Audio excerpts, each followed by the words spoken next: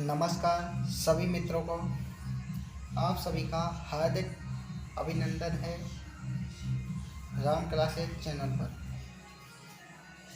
जैसा कि आपको पता है, मैं आप सभी के लिए हिंदी की क्लास लेके आपके समक्ष उपस्थित होता हूँ। हिंदी के प्रैक्टिस सेट हमारे राम क्लासेज यूट्यूब चैनल पर उपलब्ध करा दिए गए हैं, जिनमें हमने अनेक शब्दों के लिए एक शब्द, पर्यायवाची शब्द, विलोम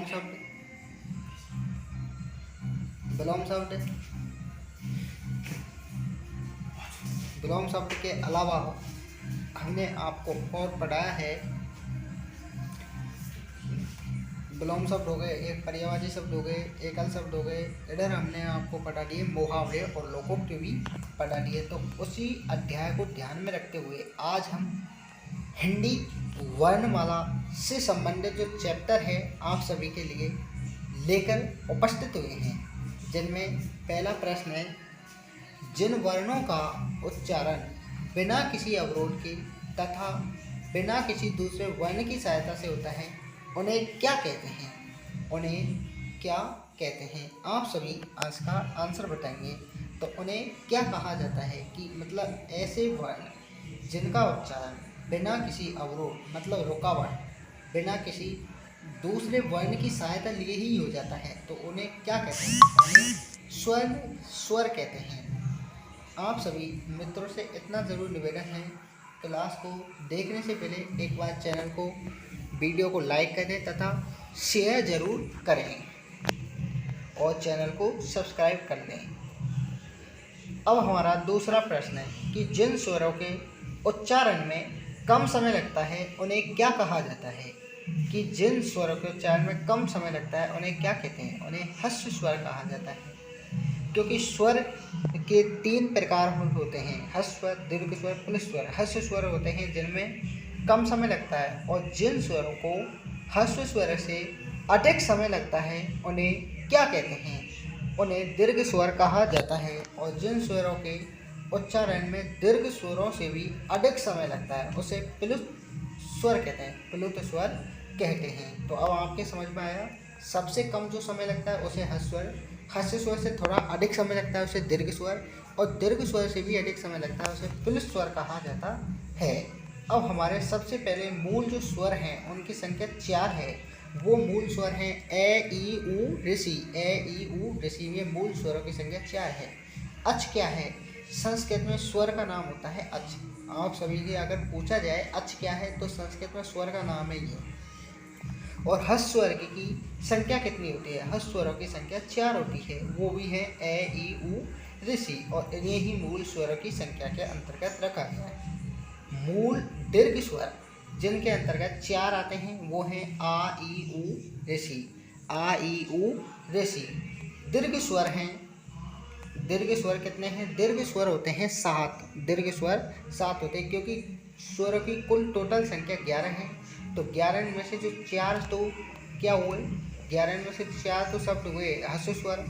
और मूल अगर पूछा जाए कि मूल दीर्घ स्वर 4 हैं, आ, ई, ऊ, ऋषि।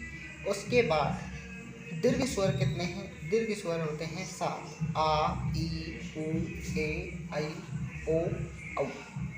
आ, ई, ऊ, ए, ऐ, ओ, औ, ये दीर्घ स्वर हैं। कुल स्वरों की संख्या कितनी है? कुल स्वरों की संख्या 11 होती है।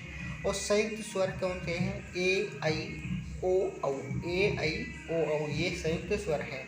अगर आपसे पूछा जाए कि आगत स्वर क्या है, तो आगत स्वर के ऊपर आ और उसके ऊपर थोड़ा सा जो अंक की मात्रा होती है उसमें बिंदी नहीं लगी होती है, उसका जो निशान सा है, ये एक आगत स्वर है। इसे अर्धविभ्रष्ट स्वर भी कहते हैं। और जीवा के आधार पर स्वरों के कितने प्रकार हैं? जीवा के आधार पर स्वर 3 प्रकार के, अग्रस्वर, मध्य स्वर, पक्ष स्वर। अग्रस्वर है ए, ई, ए, ऐ।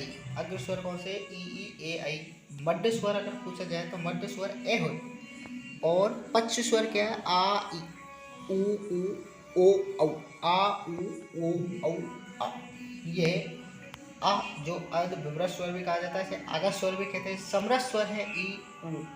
अर्ध समरस स्वर है ई, ऊ, विभ्रत स्वर है आ ए ऐ ओ औ। विभ्रत स्वर कौन से हैं? आ ए ऐ ओ औ। अगर अर्ध विभ्रत स्वर पूछा जाए तो वो कौन से हैं? ए ए ओ औ आ।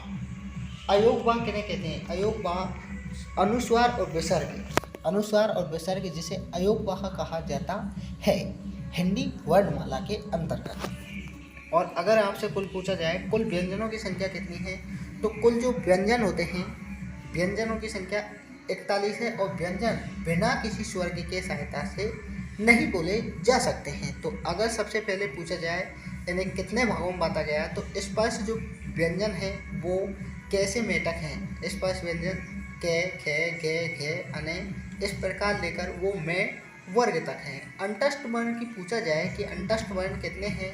अंतस्थ वर्ण जिन्हें अर्ध स्वर भी कहते हैं 4 होते हैं। कौन से हैं? ये रे ले वे, ये रे ले वे। अगर पूछा जाए कि उसमें स्वर कौन से हैं, उसमें व्यंजन, तो उसमें व्यंजन है से है। अगर पूछा जाए आपसे उत्क्षिप्त, उत्क्षिप्त के अंतर्गत डे और ढे को रखा जाता है, जिनके अंतर्गत अंक की मात्रा नीचे को लगती है और आगत होता है जय फे। और संयुक्त छय त्रय गे श्रय, ये संयुक्त व्यंजन हैं। और मूल व्यंजनों की संख्या कितनी है? मूल व्यंजनों की संख्या 33 है। मूल व्यंजनों की संख्या कितनी है? 33। तो आपको इस प्रकार के जो हमारे आज के प्रश्न 23 पढ़ा चुके हैं हम, और जो एकदम विशेष इम्पोर्टेंट प्रश्न है। और ये जो प्रश्न बार बार अब तक कि जितने भी हिंदी की एग्ज़ाम हुई है आप उनमें देख सकते हैं आए हुए प्रश्न एकदम इम्पोर्टेंट हैं तथा बिल्कुल आपको पढ़ के कंठस्थ कर लेने वाले प्रश्न हैं। अगर पूछा जाए कि संस्कृत में व्यंजन को क्या कहते हैं? संस्कृत में व्यंजन को कहते हैं हल। मूल व्यंजन में कौन सा नहीं आता है? मूल जो व्यंजन होते हैं उसमें कौन सा नहीं आता? आगत जय फे, संयुक्त छय त्रय गे श्रय, उत्क्षिप्त डेढ़ है। ठीक है, मूल व्यंजन कौन से व्यंजन आते हैं? स्पर्श कैसे मेटक अंतस्थ यरे लेवे उसमें से है। अगर पूछा जाए कि मूल व्यंजन में कौन सा नहीं आता? आगत है जय फे, संयुक्त व्यंजन क्षेत्र ज्ञ उत्क्षिप्त डेढ़ है। अगर मूल व्यंजन में पूछा जाए कौन से आते हैं? स्पर्श कैसे मेटक अंतस्थ यरे लेवे उसमें से। स्पर्श व्यंजनों की संख्या 25 होती है जो कैसे मेटक होते हैं। उत्क्षिप्त व्यंजन होते हैं जो उत्क्षिप्त व्यंजन होते हैं उनकी संख्या 1.5 है। आगत व्यंजनों की संख्या जैफ है 2 होती है। अंतस्थ व्यंजनों की संख्या यरे लेवे आदि स्वर उस व्यंजन से है। संयुक्त व्यंजनों की संख्या होती है क्षेत्र ज्ञ श्रय 4। और जो इनकी एक बार ये भी बता दिया आपको कि छय त्रय ये किन शब्दों से मिलकर बना होता है? क्षेत्र कै प्लस से मिलकर बनता है। इधर उसके बाद त्रय ये टे प्लस रे प्लस से रे प्लस ए से मिलकर बनता है। और गे जे प्लस रे प्लस ए, अगर रे का व्यंजन करें तो इसमें एक रे ए जुड़ा हुआ है जिसको अलग कर सकते हैं। श्रे का से प्लस रे प्लस ए। अर्ध स्वर है ये रे लेवे, इन्हें अंतस्थ भी बोला जाता है। लुंठित व्यंजन है रे और पार्श्व व्यंजन होता है ले। लुंठित व्यंजन है रे और पार्श्व व्यंजन है ले। अब हमारा अगला प्रश्न है अब हमारा जो अगला प्रश्न है, आप सभी इन सभी प्रश्नों को कंठस्थ कर लें तथा बार बार पढ़ें क्योंकि ये विशेष इम्पोर्टेंट शब्द है। और इसी के साथ आपसे इतना निवेदन है कि अगर हमारे चैनल पर नए हो तो चैनल को ज़रूर सब्सक्राइब करें, क्योंकि हम आपके लिए रोज़ हिंदी प्रैक्टिस सेट लेकर उपस्थित होते हैं जो कि एक मज़ेदार प्रैक्टिस सेट है। और आप बार बार पढ़ें तथा एक प्यारे से कमेंट में हमें ये बताएं कि वीडियो को देखने के बाद आपको कैसा लगता है और क्या जो हमारे द्वारा कंटेंट पढ़ाया जा रहा है वाकई वह महत्वपूर्ण उपयोगी है। इसके बारे में हमें ज़रूर कमेंट में बताएं। और अब उन्हीं को ध्यान में रखते हुए हमारा 36 नंबर का जो प्रश्न है उसमें संघर्षी व्यंजन है कि उसमें संघर्षी व्यंजन कौन से हैं, आप सभी कमेंट में बताएं। तो वो है से है, ये उसमें संघर्षी व्यंजन है। उसमें संघर्षी व्यंजन है ये से है, ये रिपीट हो चुका है प्रश्न। वर्णमाला में वर्णों की कुल संख्या कितनी होती है? अगर पूछा जाए कि वर्णमाला में वर्णों की संख्या कितनी होती है, वो होती है 52।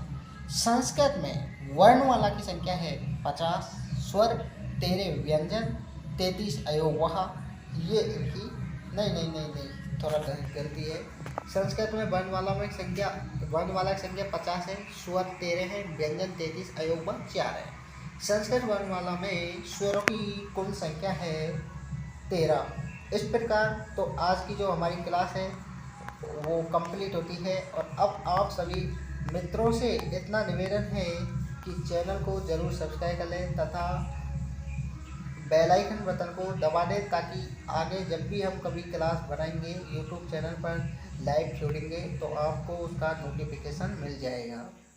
और क्लास देखने के बाद आप कमेंट में ज़रूर बताएं कि वीडियो कैसा लगा और वाकई जो हमारा द्वारा कंटेंट दिया गया है वो उपयोगी महत्वपूर्ण है या नहीं, आपको पढ़ के कैसा लगा ये ज़रूर कमेंट में बताएं। और इसी के साथ यदि आपको इस क्लास की PDF चाहिए तो वो हमारे राम क्लासेस टेलीग्राम चैनल को ज्वाइन करें, जिसकी लिंक हमारे क्लास के डिस्क्रिप्शन बॉक्स में सेंड कर दी गई है। आप उसके माध्यम से ज्वाइन कर सकते हैं या Ram classes Telegram channel search करके ज्वाइन हो सकते हैं। थैंक यू, धन्यवाद। इसी के साथ कल नई क्लास के साथ मुलाकात होगी हमारी। थैंक यू आप सभी को, धन्यवाद।